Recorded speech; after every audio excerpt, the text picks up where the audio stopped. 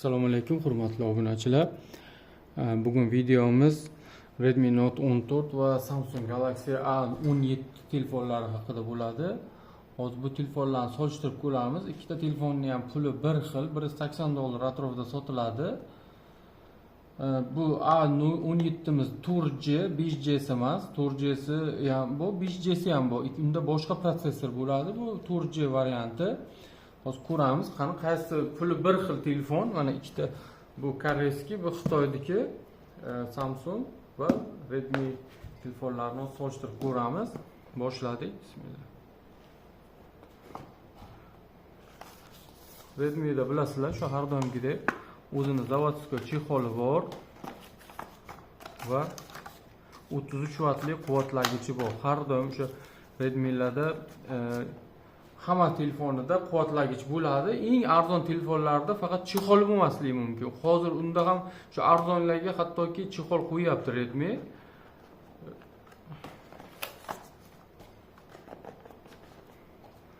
Hech bo'lmasa shu quvvatlagichi bor telefonni. Xo'p, Samsungda hech qanaqa quvvatlagich yo'q. Faqat kabel beradi qo'shib. Ikki taraf ham Type-C kabel bor. Mana korotkasining ichida. Biladi, olganlar biladi, Samsungning shu kabeli bor. Unga 25 vatli quvvatlagich olasizlar, sotib olasizlar. Mana korobkasida hech narsa yo'q.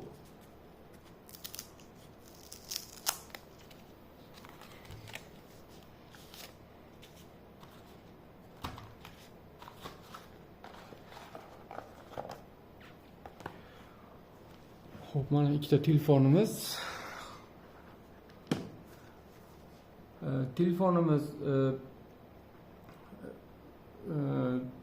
Samsung A17 6.7 dyuymli ekran qo'yilgan. Redmi'da 6.67 dyuymli qo'yilgan. U bir xil, mana solishtirib ko'rsangiz ham bilinmaydi umuman. Lekin buni qaranglar, manaki Samsungning ramkalari juda qalin va tepasi tomchi ko'rinishda qilingan. Redmi'niki mana ingichka ramkalari, mana hattoki pasti ham, ramkaning pasti ham bilinadi farqi, mana qalin. Tepasi kamerani qaranglar, mana tomchi ko'rinishida, buniki nuqta ko'rinishida, ingichka ramkalari. Ikkita yonboshi ham hattoki Redmi'niki ingichka qilib ishlangan. Ikkalasi ham AMOLED ekran. Samsung 90 GHz da ishlaydi, Redmi 120 GHz da ishlaydi. Redmi'da 5.5 amperli batareyka qo'yilgan, Samsungda 5000 amperli batareyka qo'yilgan. Ko'rinishini hozir ko'ramiz. Dizayn orqasi mana. Samsung hech qanaqa dizayner hech qanaqa nima deydi? Kamerani boricha qo'ygan, 3 ta kamera, hech qanaqa bir o'ziga tortadigan narsa, hatto qo'lingiz mana ushladim, ko'rdinglar. Izi qolib ketdi. Mana bu Redmi'niki baribir o'zgarish qiladi. Har safar shu dizayn bo'yicha ham ishlov beradi telefonga. Orqalari ancha chiroyli qilib ishlangan. Samsungga nisbatan menga Redmi'niki ancha yoqadi, chunki o'zi ko'rinib turibdi. Orqa korpuslari oddiy plastik bo'lsa ham qanaqadir zarlar sepilgan, chiroyli, uzoqdan qarasangiz ham chiroyli ko'rinadi. Xo'p, telefonimizda kamerasini hozir ko'ramiz. Telefonimiz bo'yicha kamera Samsungda 50 megapikselli kamera, Redmi'da esa 108 megapikselli kamera. Hozir rasm tushirib tekshirib ko'ramiz ikkalasini ham.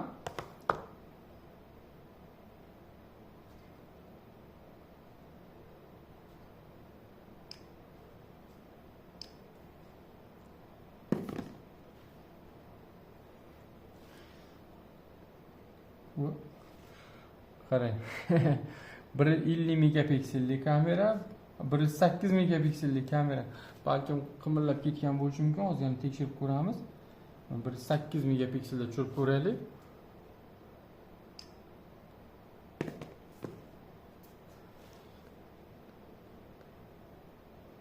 Endi baribir bilmadim. 108 megapikselli kamera bo'lgani bilan menga bilmadim. Shu har doim Samsungning kamerasi, shu rasm tushirishlari ancha tiniq. O'zi farqlarni o'zlariz ko'rsanglar ham bo'ladi. Mana qaraganda bilinadi. Samsungning kamerasi ancha tiniq. Yana bilmadim, o'zlaringiz baho berasizlar. Mana ko'rsatdim, yaqinlashtirib. Manaki. Yaqinlashtirganda qanchalik farqi. Xo'p, endi videoni tekshirib ko'ramiz. Video o'sha HD, Full HD 4K si yo'q. Xo'p, funksiyalari ham yo'q bunda. Xo'p, Redmi nikida ham xuddi shunday HD va Full HD. Mana 60 ta kadr sekundga olar ekan, bunda faqat 30 ta kadr edi. Bunda 60 ta, lekin Full HD va HD 4K si yo'q. Bunda ham avtostabilizatsiya funksiyalari yo'q. Kamera deyarli bir xil, hech qanaqa farqi yo'q ikkalasini. Yana nima deyish mumkin telefonimiz haqida? Telefonimizda protsessorlariga keladigan bo'lsak, telefonimiz protsessori ikkalasiga ham Redmi Note 14 da MediaTek Helio G99 Ultra qo'yilgan, Samsungda MediaTek Helio G99 o'zi qo'yilgan, lekin ikkalasi bitta narsa bir xil. O'zlaricha nom qo'yib olishgan, o'sha har xil protsessor MediaTek Helio G100 degan protsessorlar bor, lekin ichini tekshirsanglar hammasi bitta protsessor qo'yilgan bo'ladi. O'sha Ultra qo'yadimi, G99, G100 bo'lsa hammasi o'sha bir xil, o'sha hozirgi bizda vaqtimizdagi eng o'rtacha protsessorlar hisoblanadi. Mana shunaqa o'rtacha narxli telefonlarga qo'yishadi protsessorlarni. Nima deyish mumkin? Telefonimizda narxi bir xil, dizayn bo'yicha Redmi chiroyli baribir, ko'rinish bo'yicha.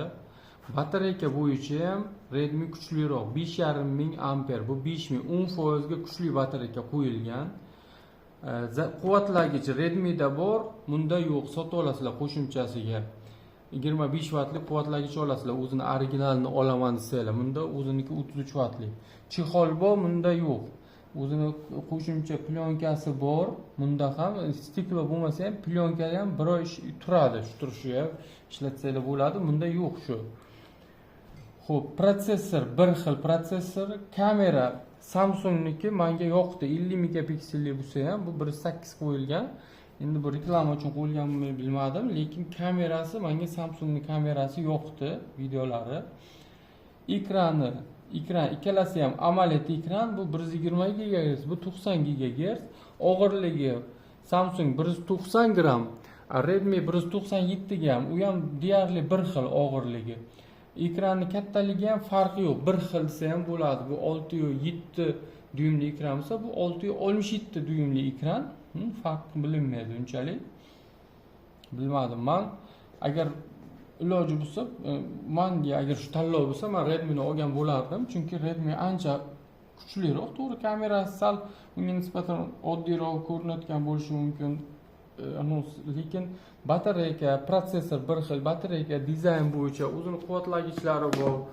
Ham sinovdan o'tgan, to'g'ri Samsung ham sinovdan o'tgan, lekin baribir pulingizga yarasha, olganingizga yarasha mana bunaqa chiroyliroq olganingiz menimcha yaxshiroq.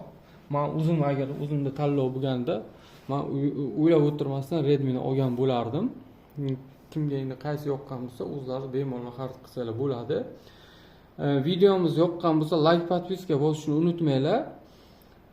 Keyingi videolarni kuzatib boringlar. Shu A17 ni 07 bilan solishtirib ko'rmoqchiman, chunki 07 ga ham xuddi shunaqa protsessor qo'yilgan. Men o'ylagandim, bularda boshqacha kuchliroq protsessormi desam, bunga ham xuddi o'sha protsessor qo'yishgan ekan. Endi tekshirib ko'ramiz, balkim A07 bunga nisbatan kuchliroqmi? Kuchlar deyarli bir xil chiqyapti, shuning uchun solishtirib ko'ramiz. Redmi 15 bilan solishtirib ko'rmadim bu telefonlarni, chunki Redmi 15